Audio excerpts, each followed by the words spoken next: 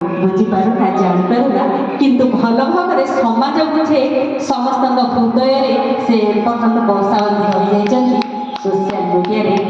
Social ମିଡ଼ିଆରେ ଫଟୋକୁ ଆପଣ ଦେଉଥାନ୍ତୁ ପାଇବେ ସେଇ ମହାନ କବିକୁ ଶିଶିର କୁମାର ପଣ୍ଡା। ସମସ୍ତଙ୍କୁ ନମସ୍କାର।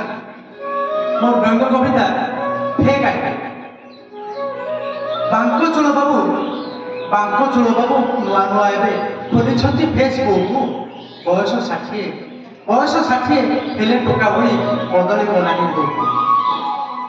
ଘଡ଼ି ଘଡ଼ି ଏବେ ମୁହଁ ଦେଖା ହୁଏ ହାତରେ ଧରିକି ଆଇନା। ବନ୍ଧୁ ହୋଇଛନ୍ତି ଏବେ ଯାହା ସଙ୍ଗେ ନୂଆ ଯାହା ସଙ୍ଗେ ସେ କାଳେ ମିସ୍ ଗାଇନା। ମୁନା ବୋଉ ଆଉ ଭଲ ଲାଗୁନାହିଁ ଦିଶିଲାଣି ବୁଢ଼ୀ ଭଳିଆ। ଗାଇନା ଆଗରେ ୟା ମୁହଁ ସତେ ଯେମିତିକା ଗୋଦା ଭଳିଆ। ମେସେଞ୍ଜର ଖୋଲି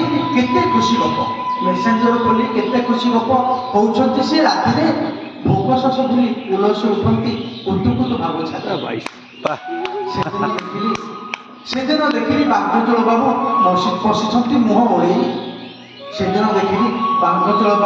ବସିଛନ୍ତି ମୁହଁ ଓଳେଇ। ପୃଚ୍ଛା କରିବାରୁ କାରଣଟା ତାର କଥାଟାକୁ ଦେଲେ ଗୋଳେଇ।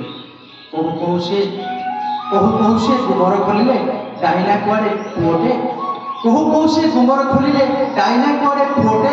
ଫେକ୍ ଆଇଡିରେ ଲଗେଇ ଦେଇଛି ସୁନ୍ଦରୀ ଝିଅର ମୁହଁ। ଧନ୍ୟବାଦ।